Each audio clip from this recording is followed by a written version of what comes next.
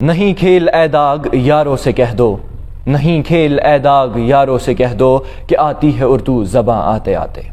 اردو محض ایک زبان کا نام نہیں ہے، یہ اپنے خیالات و جذبات اور ادب و آداب کو ظاہر کرنے کا ایک بہترین طریقہ اور سلیقہ ہے۔ یہ ادب کا ایک سرمایہ ہے۔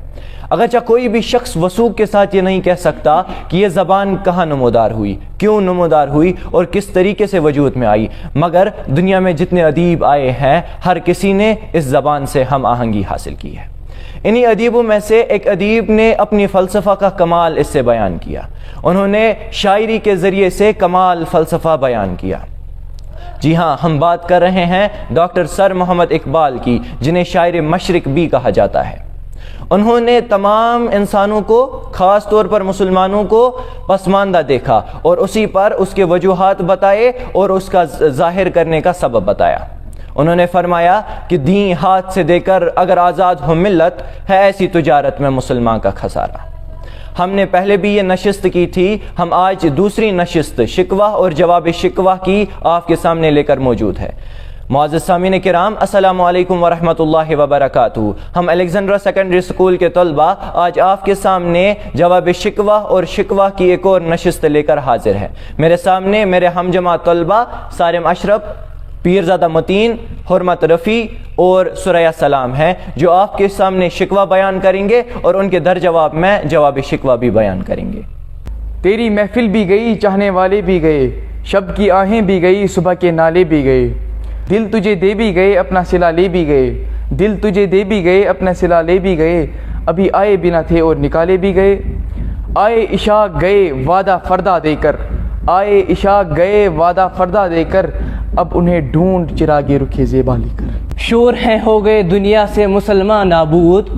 شور ہیں ہو گئے دنیا سے مسلمان نابود، ہم یہ کہتے ہیں کہ تھے بھی کہیں مسلم موجود، وضع میں تم ہو نصارہ تو تمدن میں حنود، وضع میں تم ہو نصارہ تو تمدن میں حنود، یہ مسلمان ہیں جنہیں دیکھ کے شرمائے یہود، یوں تو سید بھی ہو مرزا بھی ہو افغان بھی ہو،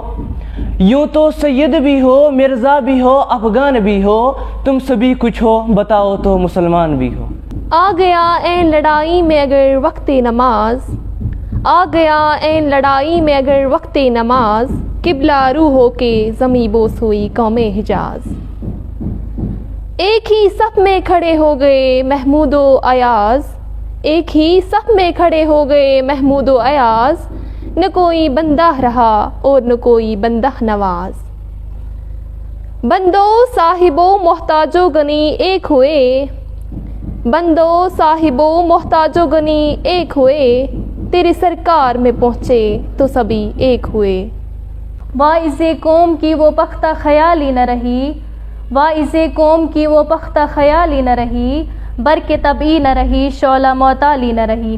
رہ گئی رسم ازاں روح بلالی نہ رہی، رہ گئی رسم ازاں روح بلالی نہ رہی، فلسفہ رہ گیا تلقین غزالی نہ رہی،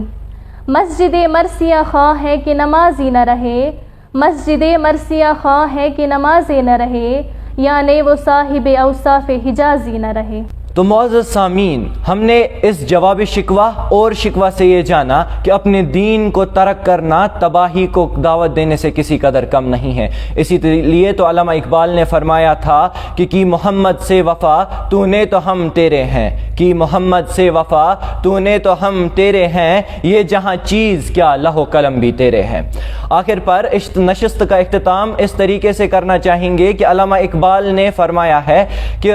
منفعت ایک ہے نقصان بھی ایک، منفعت ایک ہے نقصان بھی ایک، ایک ہی نبی دین بھی ایمان بھی ایک، حرم پاک بھی اللہ بھی قرآن بھی ایک، کچھ بڑی بات تھی ہوتے جو مسلمان بھی ایک، فرقہ بندی ہے کہیں اور کہیں ذاتیں ہیں، فرقہ بندی ہے کہیں اور کہیں ذاتیں ہیں، کیا زمانے میں پنپنے کی یہی باتیں ہیں۔ شکریہ۔